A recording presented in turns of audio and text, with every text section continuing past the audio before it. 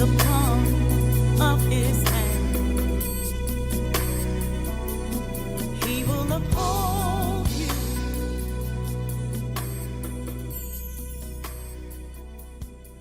He will hold.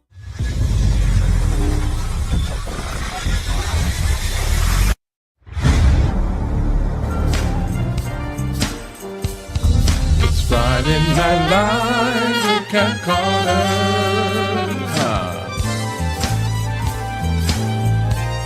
Get ready, set, let's go.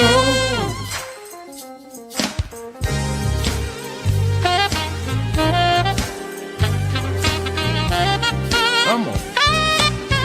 It's Friday night. It's Friday Night Live. It's Friday night. It's Friday night with Cat Carter. It's Friday night. Hey. It's Friday night. It's Friday night. Yeah. It's Friday night with Cat Carter. It's Friday night. It's Friday Night Live. It's Friday night. It's Friday night. Hey, welcome to Friday Night Live. I am your host, Cat Carter. How's everybody doing? It is Friday. We made it another week. Woo! It's been hot. It has been hot here. I don't know what is going on with the weather, but it has been very hot. Have you been hot? It has been very hot. I'm trying to understand because Labor Day is usually around the time where the seasons are supposed to change. Like I think right at Labor Day or right after Labor Day, that's supposed to be like towards the end of summer. What is going on? I tell you what, that's all right. I've got something to help you feel a little bit better. I am so excited to have this artist on this show tonight. I have been waiting, anticipating. I have been waiting for him. Charles Prophet Jr. He is in the house. And guess what? I have kidnapped him for the entire hour. And so we're going to find out about Charles. We're going to listen to some of his music. And we're going to have a really, really, really, really amazing time. So if you are here tonight, you are at the right place at the right time. So Friday Night Live is a positive platform where we come to inform, innovate, and inspire. And Charles is a Michigan native. He plays the tenor sax. And it's like nobody's business. When the Prophet, when he decided on his future in music, he was drawn to jazz as its language. It was a genre that communicated to people without words.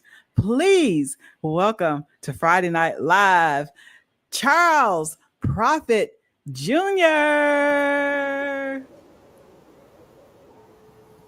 Hey, Charles. Hi, thank you so much for having me.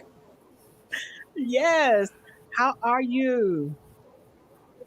I am amazing. I'm happy to be here. Happy to talk to you. Finally. I know, right? Right. I'm just so excited. I mean, I just cannot wait for this show to get here. Oh my gosh. I've been trying to get Charles for I think a whole year. I'm not sure. Have I been trying to get you for a whole year? Was it a year? Maybe a year and a half. But this is a divine time, and now we can do our thing. Yes.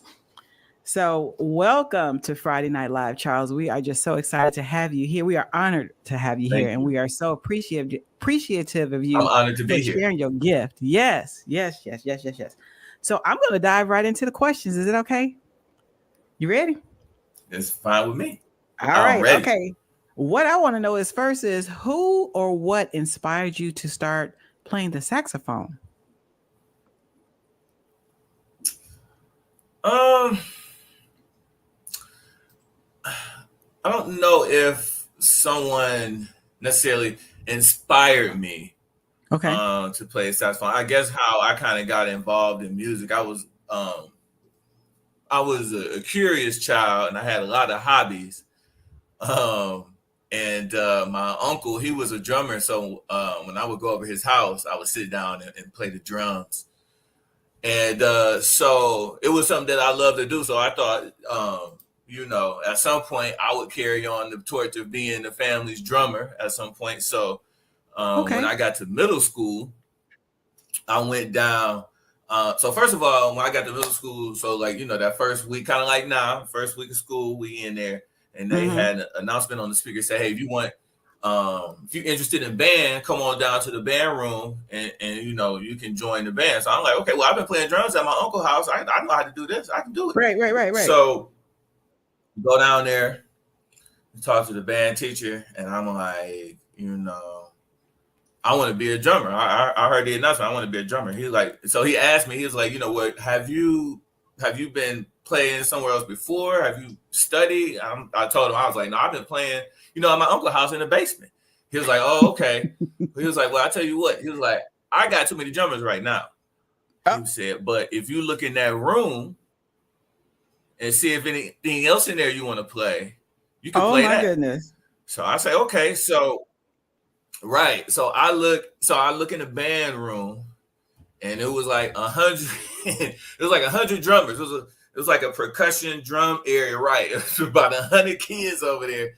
Obviously, I'm exaggerating, but it had to be at least 20, 25, 30 kids. So I'm like, okay, I see what he's saying now. So I looked around, and basically it was 4 other instruments. I mean, obviously it's more instruments than that, but this is 6th grade band. So it was 4 basic instruments there. It was flute, clarinet, saxophone, and trumpet. Now I knew I wasn't playing no trumpet because my cousin had a trumpet. I couldn't play that thing at all. So I'm like, that's out. And then in 6th grade, I'm like trying to fit in. So I know I didn't want to be walking around with no flute or no clarinet. It's like, so it was kind of like, okay, well, we probably gonna play this saxophone. So that's kind of how that kind of came about. But once I got it, it was kind of like, I don't know, it was almost like that was supposed to happen. Oh, wow. Once I got it, it just made sense. Yeah. So was it hard I can't explain it. That's interesting you said that. So was it hard to learn the saxophone, or did you feel like you were like in your element? Everything just kind of fell into place. Yeah. I think anything can be hard to learn if you're not necessarily into it. Yeah. If you're into something, you don't think of it as being hard to learn. It's just things to learn. But to answer your question, there are some learning curves with learning to play the saxophone, for sure. But being an 11-year-old kid at the time, it was just new and exciting. So when did you figure out you really had something with the saxophone, and you were like, maybe I could do this professionally? I got a little something. How did that happen? Like, when did you realize that?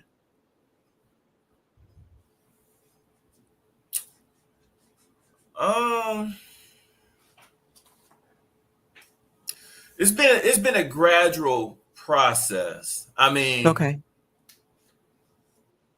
It was. I mean, there have been some things that have happened along the ways that I mean, I guess, how can I answer this question? So if you're asking, I guess the question is, when did I know I could? Yeah, like what confirmed it? What confirmed it that this is what I'm supposed to be doing? Yeah.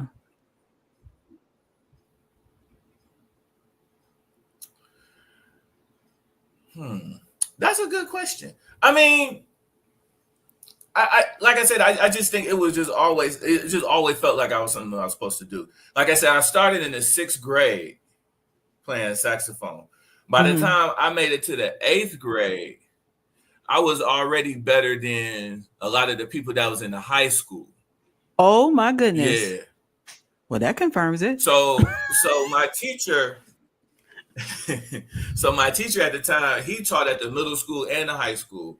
And so he was starting the marching band back, because the marching band had kind of not been going on, I believe.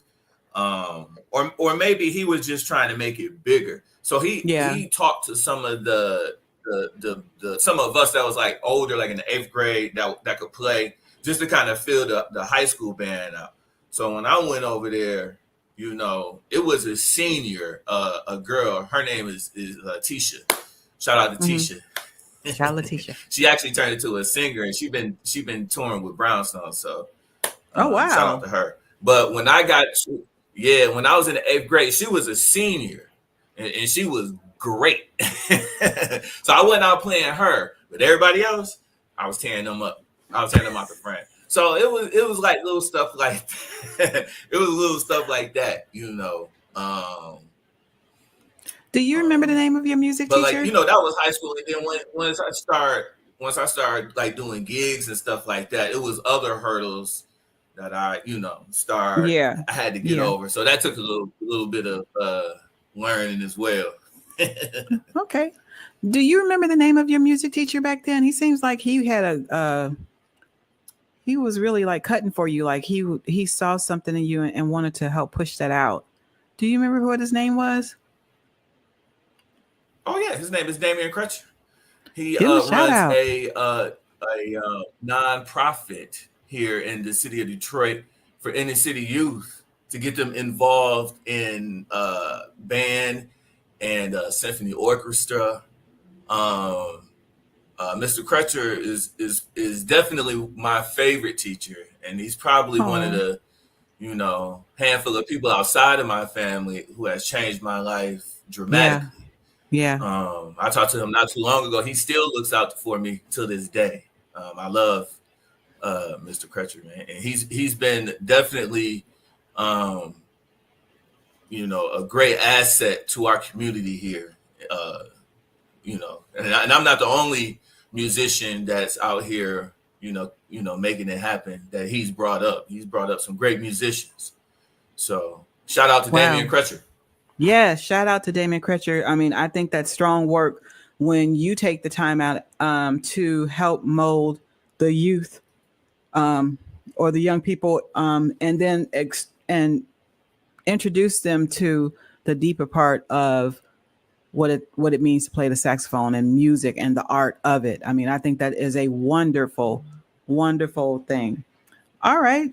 So, what do you enjoy most about being a musician or a saxophonist?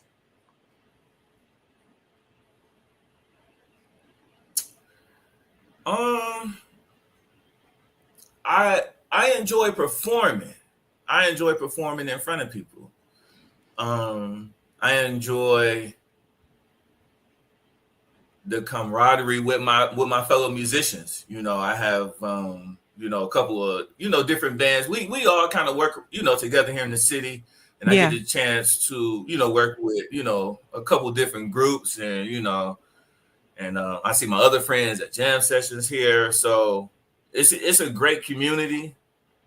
Man, it's just I don't know. Like I said, it's man, It's almost like family, but it's it's almost music. kind of hard to put it into words because it's Yeah. like it's when I see it, it's like it's almost like going and seeing your extended family almost. Yeah. We get Yeah. together, play some cards, we do this instead of playing cards and stuff. We got instruments, so it's kind of Yeah.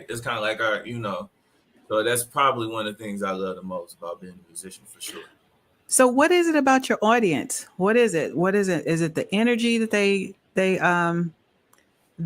extend when they're listening to you?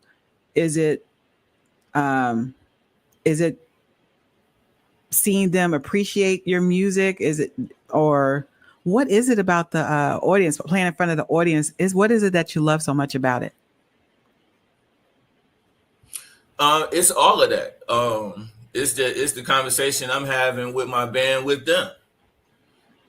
So anytime I get out and I step out and I take a solo, I get a chance to express myself Yeah. and to be appreciated is definitely what you sit here and sit in your room and practice for hours and hours. It is a difference though, Charles. Like I've done concerts before. I've produced concerts. There is a difference, like, and I get what you're saying. There is a difference like playing in your room as opposed to going to a live concert. I mean, it is a big difference. The energy is different, the atmosphere is different. I mean, I love live concerts and live performances. But it's something about now. I don't play the instrument. I just MC, but it's a difference. Like when you're in there with that crowd, they're excited. They're they want to hear the who we have on the line. It's a big difference. It's fun. It's Mm-hmm. energetic. It's joy. I mean, it's just a happy, good feeling. And we need that now with everything that's going on in the world or has been going on in the world. That right there, that's a happy place. I get it. That's a happy place for real. Mm-hmm. Yeah. Okay. Mm-hmm. For sure. For sure. All right. So how do you balance your music with family or your other obligations? How do you stay balanced? How do you do that? Because I know that music can take a lot of bit of your time. So how do you balance that out so that everything in your life is pretty much balanced, and you're not giving everything to just your music, your ministry of your music? Yeah, well, you just have to be, selective about what you're doing, and you have to just keep in mind that you can't do every gig, you can't do every show. Um, some of them you just gonna have to let them be, so you can have some peace because you can run yourself into the ground, and you can become, stagnant. And I mean, it's just like anything else. You Yeah, gotta take some time for yourself and you your got that loved right. ones. And it Yes, can happen, and I've done it. me It's too. like almost ready to quit for me. Yeah, so you Yeah, just have to be mindful of what you agreeing to. I think that's just the best way to really balance it because if you don't, you're gonna be working yourself into the ground. yeah. And then there's like all work and no, like you say, no me No time. play. All work and no relaxation. Just Hmm. all work, work, and that's not good for anybody. Yes, I agree. No, it's All not. right. No, it's not. Yeah, you gotta have some hobbies, and you gotta have some other things outside of the music to really kind of just take you away. You gotta have something else. It can't just be. I mean, it can be, but you just have to be mindful that you don't want to burn yourself out. Yeah, yeah. Okay. Do you write music too, or do you do a lot of renditions of like some of your favorite songs? I do a little bit of writing. I wouldn't necessarily call myself a songwriter, but Okay. I have written songs. Um, songwriting. It's a lot of it's a lot of you have they call it the music business.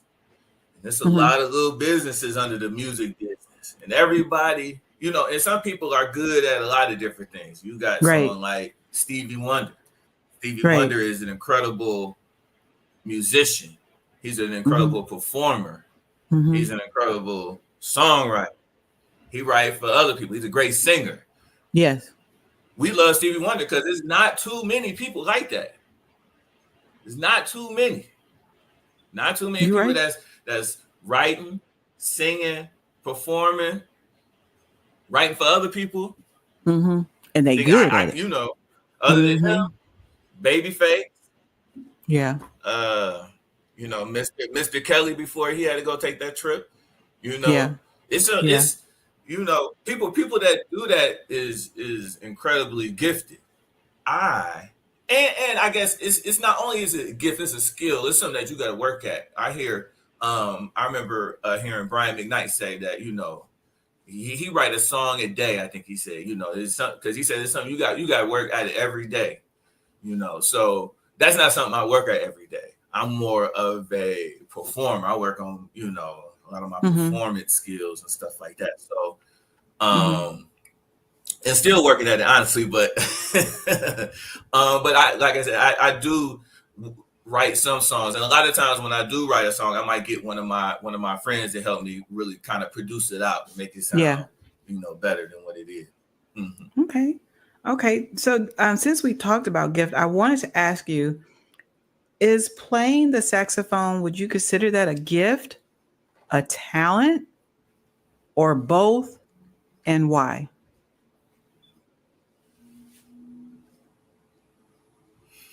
I think it could be a gift, a talent, or a skill. It's all Yeah. three. Is you got to have some kind of facilities to be able to. I mean, just to be able to blow and play, because you got to sync up. It's like a whole body experience. You putting this Yeah. thing in your mouth, you blowing, you pushing down on keys at the same time. It's like you got three different things going on at the same time.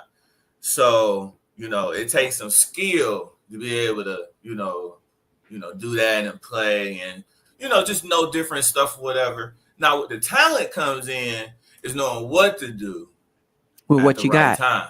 Mm-hmm. With what That's you good. got. That's a talent. Mm-hmm. That's a talent. And then you got cats that's gifted. It's like they always, like people that's gifted. It's like they just come. It's just come natural for them. Like I think about my brother here from Detroit, James Carter. Like he's like a gifted. You think about people like that like gifted him, like Michael Brecker, like Kenny Garrett, like people that just kind of beyond their peers in a way. You know what I mean? So yeah, and you don't necessarily have to be them to be great. You can be great in your own right, but it's right. It's definitely different levels for sure. Mm-hmm. Yeah. Did you say James Carter? Am I related? Let me see. James Carter. I might have to look him up and bring him on the show. I wonder if he's my long lost relative. Yeah. He's in Michigan area too. So does he play the saxophone? He does. Okay. James Carter is one of the great instrument. He almost could go down as an all-time great. We need to reach out to him. I mean, he's a serious talent on the saxophone for sure. I mean, there's no getting around it. Definitely check him out from the Detroit area. Yeah. Okay. Yeah. All right. He was in high school flying out to do gigs with like Wynton Marsalis and stuff like that. When he was in high school? When he was in high school. Yeah. Wow. So yeah, he was something. He was something then. Yeah, to be reckoned with. That's for sure. Yeah, for sure. All right. Well, let's listen to one of your projects. We're going to listen to Better Days first. So tell us a little bit about that song, the rendition. Tell us, like, why did you choose that song? I love that song, by the way. But tell us a little bit about that, and we're going to listen to that. Okay, Better Days is one of the tracks from my first and only release that I put out back in 2018 called Love and Sax. My producer, who's also playing the drums in this video, his name is Jeff Kennedy. He wrote and produced this song for one of his projects, I believe. And when we was working on mine, he brought that song to me and asked if I would want to do, if I want to add this into the project. And when I heard it, I'm like, of course. So we, added that into the project, and I think it was a great tune. Once again, written and produced by the great Jeff Kennedy, another great Detroit artist here, drummer. Definitely, he's been producing #1 smooth jazz songs on the charts there for different people. Willie Bradley and some other folks. Their name escaped me right now. I do apologize. That's okay. That's okay. Great drummer, great guy, my man. All right, well, let's check it out. Before we go there, I want to let you know that Keith the Gilchrist is hanging out with you. He said, "Tell Charles his homie the Jazz Man said hello." And it's an honor to have Keith on the show. Yeah. He's another great in the virtual world, and he's always promoting talented and dynamic musicians and artists and stuff. And so it's a blessing. I know he wasn't feeling good, I think last year. So I'm glad he's doing better and glad to see him on the show. All right, let's listen to Better Days. All right, here we go. All right.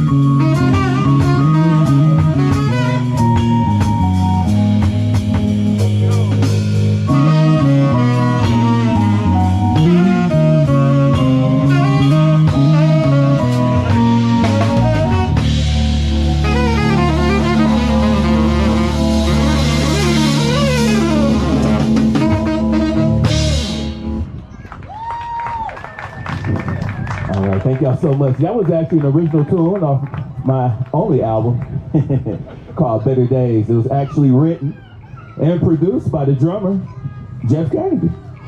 You Jeff Kennedy, that was a good song. That was a real good song there, boy. That was a real good song. Yeah, that was real good. I liked it. I appreciate that, man. Sometimes I play all right. Everyone, sometimes.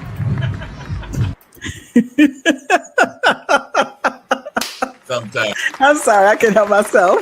Sometimes. Wow. Yeah, sometimes it happens all right. You know what? I really like you have an infectious energy when you're playing that saxophone. Your energy is like wow. It's just it draws people to you. I mean, you have it's just so it's like an innocent. It's like a sincere, pure. It's just really. I love your energy. Oh my gosh, it's just really really great. So your band is off the chain. Of course, you're off the chain too. But I was like, oh, what? So where were you all at? Were you all at like where were y'all at playing? Were y'all at festival or were you? All right, so we were actually in the city here in Detroit, on the west side of Detroit, there at a community event put on by the DSO, the Detroit Symphony Orchestra. Oh, nice. I actually got that gig through Damian Crutcher, my music teacher that I was referring to earlier. Oh, so wow. They reached out to me, and you know, I do have the extreme honor and privilege to you know do a couple events with them when they call, and so that's been one that they called me for once before, and I was you know honored and glad that we could come back and go ahead and show them a couple of tunes that we do there. So, but yeah, that was an event put on by the DSO for the community and for the kids, and they had a taco truck out Nice. there and stuff for Yeah. the kids to do, and they had a string quartet. They went on first and played some songs, just for the just for the community there, because some people they might not ever get a chance to go down, excuse me, Right. and hear the symphony. So they come out and they get to play out in the neighborhood. And they sound amazing. It's I don't get a chance to hear, and I'm a musician. I don't get a chance to hear strings as often as I would like either. They always sound amazing every time I hear them. But yeah, that's what we was just there right there outside, kind of like on a almost kind of like on a main side street there. Right. Playing for the community. Okay. Mm-hmm. So when we were doing our sound checks, I asked you about like who did you kind of look up to, or what are some of the greats that you admired coming up, or even still today. And I brought up R&B, and we were talking about it because it got really interesting. And we were talking about how the meaning of R&B has actually changed a little bit. But why don't you tell the people like some of the artists that you kind of like that you really you appreciate their music, that that you looked up to, or that inspired you along the way.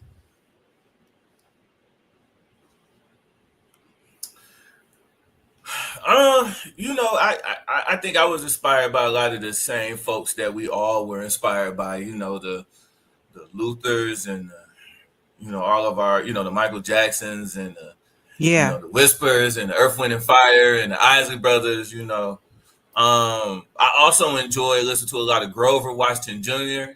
Oh yeah. My father had Mhm. like his anthology, so I used to listen to that a lot. I remember him one day telling me, like, boy, if you could sound like that, you'd be all right. See? But my parents had a wide range of listening pleasure. Like my father, like I listened to a lot of James Brown. I love James Brown. I wish I could have been in his band. Like I love James Brown. But like my father, he would listen from stuff like James Brown, and then he'll come on and listen to ABBA, and then he'll listen to Neil Diamond, Yeah, and yeah. Isleys, and then my mother, she would listen to like Phil Collins and Janet Jackson, stuff like that. So I had like Yeah, you had a nice range of wide, exposure. net Yeah. I was kind of dabbling around with. Yeah. So I was listening to a lot of that stuff growing up. So like I said, like the Grover and Art Porter and Candy Duffler, and I listened to a lot. So I listened to Charlie Parker and Miles Davis. Oh wow. And Yeah. Cannonball Adderley. I was listening to like I said, I was listening to rap. I was listening to Too Short. And I mean, this back in the day. But that's good. That's really yeah, but good. it all was like all kind of like one and the same, because when rap came in, they was taking a lot of the jazz stuff and the R&B stuff and rapping on top of it, so it all intermeshed. But that was pretty much Okay. all of that, and the stuff too is stuff I was listening to. Okay. Well, I'm glad that you said that.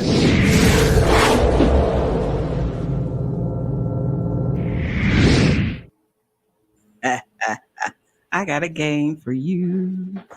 I got a game for you, Charles. All right. So this is what I'm going to do. I'm going to put a slide on the screen, and it's going to be pictures. And you have to look at the pictures and see if you can figure out the title of the song. Once you figure out the title of the song, then we're going to figure out the artist. Okay. You ready for the first one? Okay. And you can always, I mean, the people, Yeah, I'm ready. The viewers, they like to help with this kind of stuff too. So you like, if you get stuck, you can always look in the comments and say, maybe you have an answer. Okay. All right. Here is the first one. Okay. All right. Let's see. Okay. So it's that first picture and the second picture. What do you think that is? Oh, that's Joy and Pain. Joy Sunshine and Rain. And who is the artist?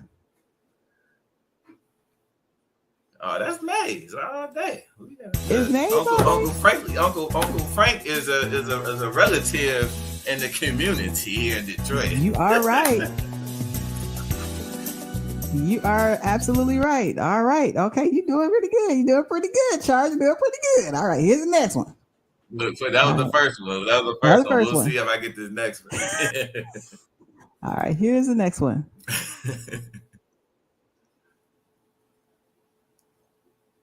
Oh, What is that do you think? Superstar?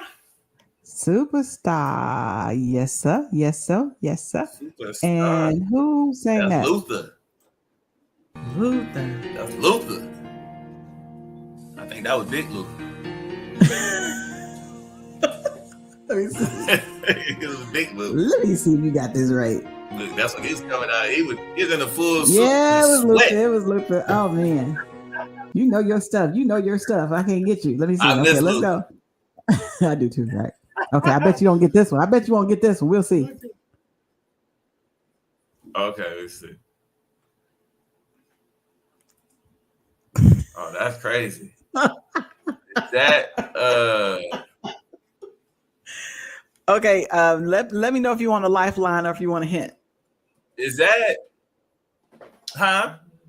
Let me know if you need a lifeline or a hint. Is that I know that ain't so I want to say Thundercat, but Thundercat is the artist. I don't know if what is that? Is that Thundercat. Oh no, it's not Thundercats. no, that's look, I might be stumped on this one. That must be Let me give you a hint. The title has Okay. to do with where the cat is.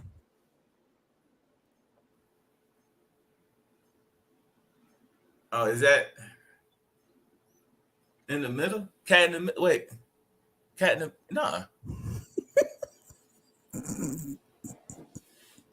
I don't know. You got me on this one. Okay, I'm gonna Oh no.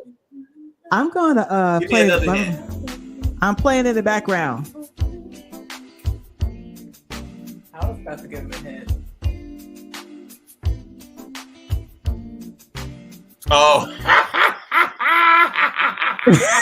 I would have never got that. That's What is it? crazy. What is it? Okay. All right. That's Between the sheets. Oh man. I should have known that one. I should have known that one. And who is man. the artist? Who's the artist? That's Who sang that? Isley. That's old uncle. That's Mr. Biggs in there. Mr. Biggs, Isley Brothers. Yes. Okay, all right. This is the last one. This is the last one. You're doing good. You're good. Okay, here you go. So this one, Okay. all of these are representing the same thing. So it's not and this picture and this picture and this picture. It's not that they represent the same thing. So looking at that, what do you think that is? And it's a song.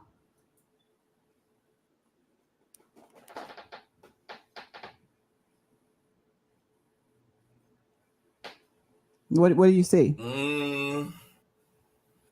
Oh, is that Golden? Live my life like Oh, Golden. yes, sir. Yes, sir. Yes, sir. Hey. You did. Charles and won the Good. game. All right, I got 3 out of 4. That wasn't too bad. You did I wish I good, would have got yeah. that in between. So That was fun. I was like, okay, I can't put 2 people in between the sheets because I might get dinged. You had to be very careful as when you do stuff live. So I was like, well, what can I put? Yeah, if it had been that, I would have figured it out. Right. Okay, that was fun. You did really, really good. That's Oh my gosh. dope. It was so much fun. All right. What That's has been funny. the highlight of your career so far? The highlight of my career. I don't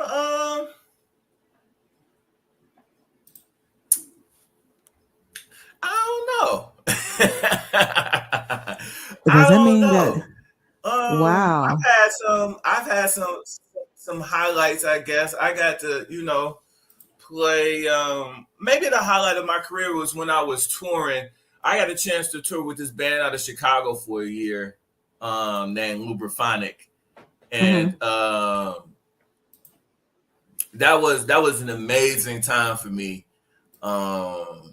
Overall, and I got to learn a lot. I made some lifelong friends in Chicago, and man, we just got to play and see some cool stuff, all over the country.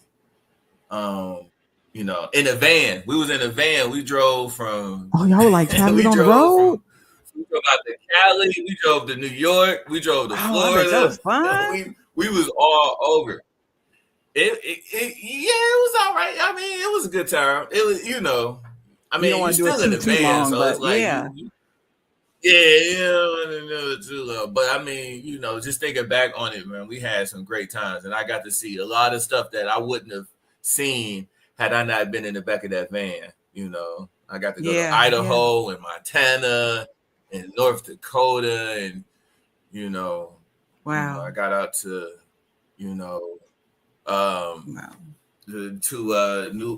what's that out in New York where what's that, the Hamptons. We did some stuff out in the Hamptons, and I just got to see and do stuff that we got to do a party for this hedge fund. This guy that ran this hedge fund, he had like this penthouse on top of Manhattan, and like you go out on the roof, he had like the top 3 floors. It just wow, it was crazy. Wow. That was probably one of the highlights. That was good. That was a good highlight. Okay. Sorry. I want to send a shout out. My big brother is actually hanging out with you. Earl Carter, guitarist Earl Carter's actually hanging out with you and supporting you tonight. He's in the feed. Okay, my man. Hey, Earl. He's been on the show a couple of times. Yeah. Greetings. He's a beast. He's a beast on that guitar. Oh my gosh. All right. Oh yeah, I'm gonna check it out now. Look, I'm gonna have to go Earl ain't no joke. He's been in the game for a while. He's been in the game for a long time. Yeah. I remember Earl when I was in my radio announcer days back like in the 2000s, the early 2000s and stuff. I remember him. Yeah, he's no joke. He's no joke. And he has such a humble spirit. Yeah. So hey Earl, it's good to see you. All right. Who would you most want to collaborate with? Who you haven't with already?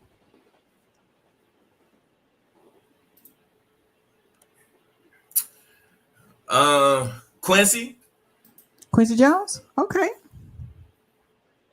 Quincy Jones. That'll take you into the next stratosphere for sure. Yeah. Oh, for sure. Quincy or Stevie. I got some of my fellow Detroiters here too that I need to collaborate with. A lot of us need to kind of get together and do something. But I mean, if you asking me like anybody, those would be the first two, Stevie and Quincy. Please and I'll make sure I'm going to put a hashtag on the show. I'm going to put a hashtag Quincy Jones and hashtag Stevie Wonder and see if they see it. Now, if they call you, right? FNL takes like a small nominal, fee, like a little gift. With like if they call you, if they, I got you. It's not impossible. All right. No, not at all. I would never say. Yeah. Let's do some trivia. I have something I'm going to give away tonight. I've been giving away FNL cutting boards and pot warmers, and this is one pot warmer, so you can put a hot pot on this, take it off the stove, and let it do what it do on the countertop. Oh, nice. Let's do the trivia, and then we're going to listen to some more music. Okay, so hold tight. Let's see. All right, great. Charles, hold that.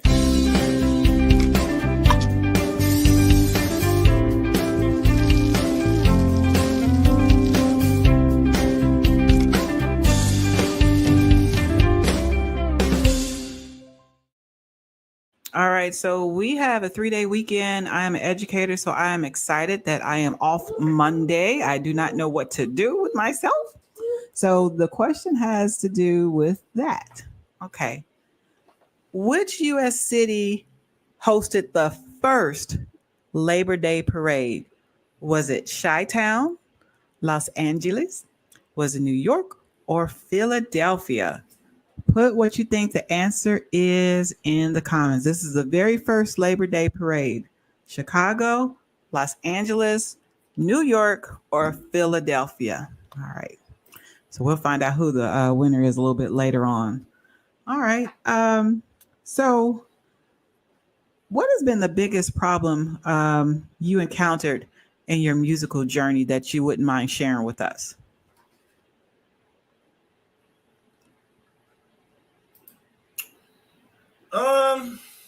The biggest problem. I don't know if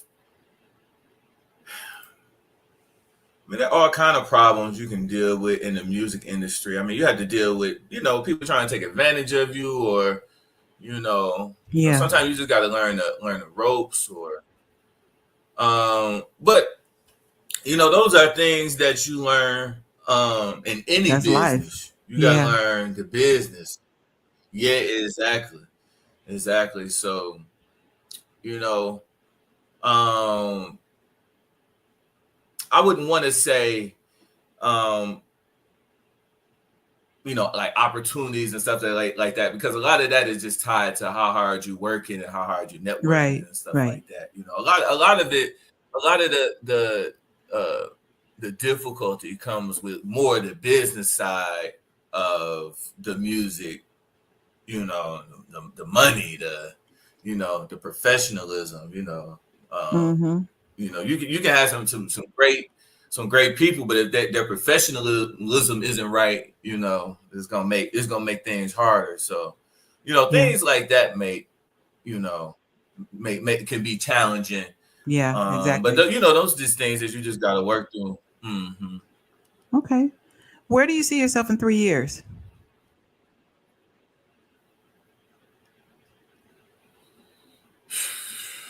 3 years, um, hopefully this project will be done that I'm working on with a few of my brothers here that we've been working on, and hopefully we'll be touring that in a city near you. Oh, yes. That would be amazing. All right.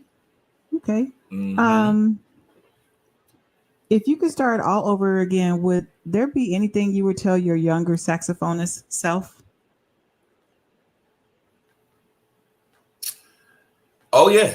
Uh-oh. Um, He said, "Oh yeah." I would tell. Oh yeah. Oh yeah. I think I would focus on different things earlier.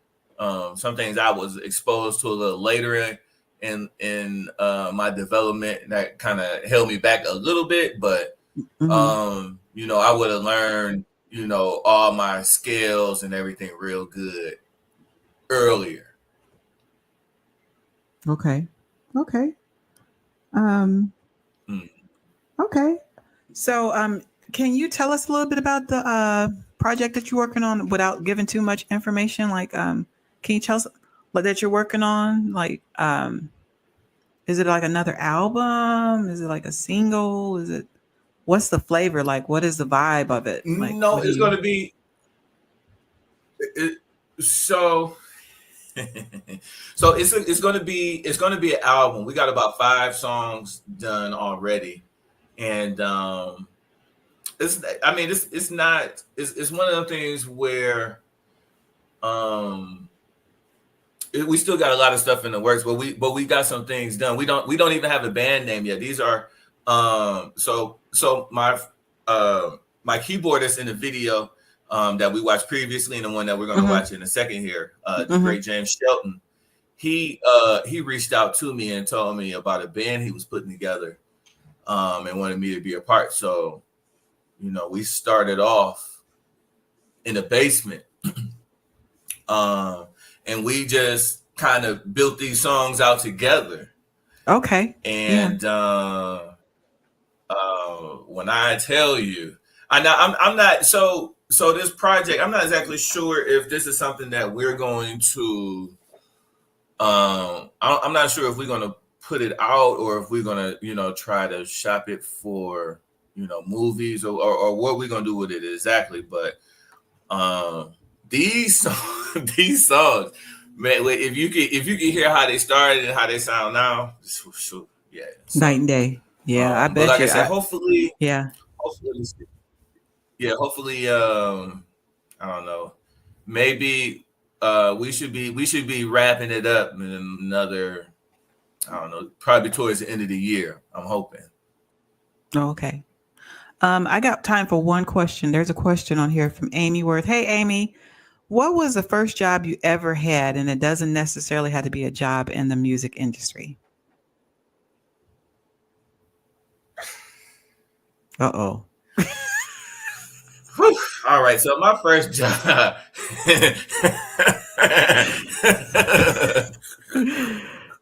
My first job was a disaster. So I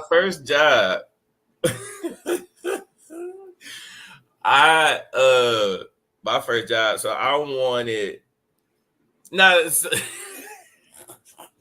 You got us at the edge of our seats, Charles. So back in the day, so I was born. So I got my first job. I was about 15. This is like 1995.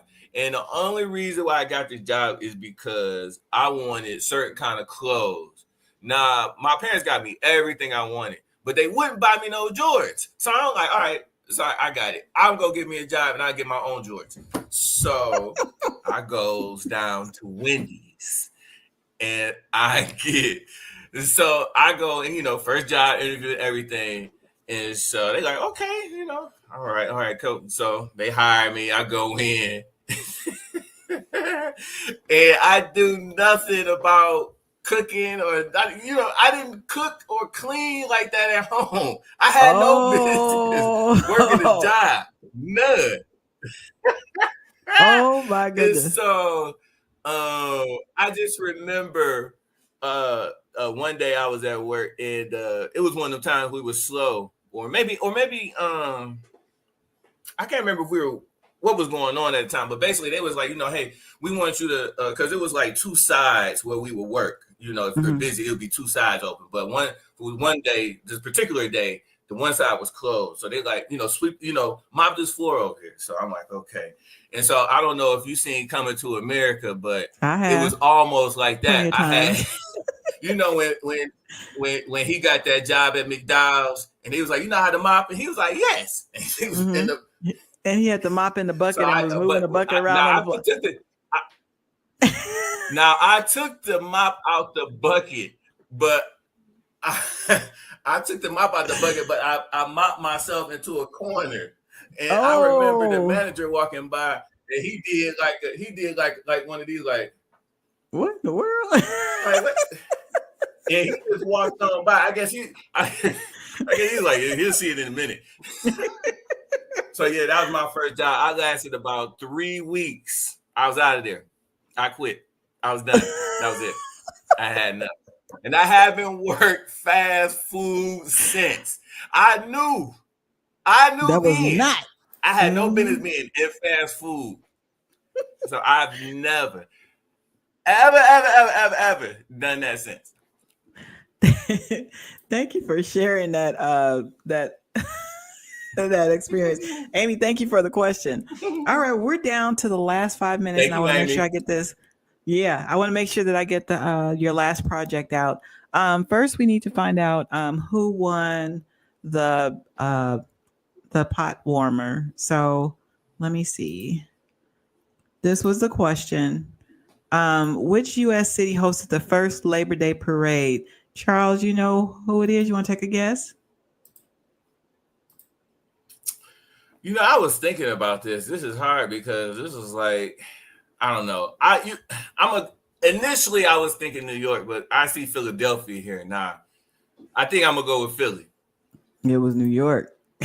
I put Philadelphia on there to kind of put a spin on it. Yeah, it was New York. You had it right the first time. That's all right. Good. Did we have a winner tonight, Cheryl? Stay with New York. Ada Foster. Oh, my auntie in Kansas City. My auntie Ada. Okay. She's gonna win the pot warmer. Congratulations, auntie. Love you. All right. Okay, Charles. So Congrats. I want to first off, thank you so much. I know that you have a busy schedule, and I want to thank you so much, first off, for accepting our invitation to come to the show. And thank you for coming and sharing your beautiful gift with us. Want to wish you best wishes on your future project that you're working on. And when time permits, once you get that project done, you got to call me so you can come back because we want to hear all about it. We want to support you on it. Yeah, don't forget about me. And I will not. don't forget about me because I'll call. I'll call. And I just want to say thank you, thank you, thank you once again. This was a wonderful interview. We have people from Facebook, YouTube, Twitch, and Instagram that are actually listening to you. So I wanted to invite you, if you have time, to go back and look at some of the comments that they put on you and be encouraged. I wanted to give this time for you to say a few words, if you have a few words, and I wanted you to introduce the final song, I Can't Help It, which is interesting because that's a Michael Jackson song, and Michael Jackson's birthday was actually yesterday. So this is pretty cool. Yeah. He was actually born in 1958, August 29th, 1958. So how old is that? Yeah, so that's going to be interesting. So I want you to give final words and then tell us about this last project, and then we're going to end the show with that. All right, so it's all you, Charles.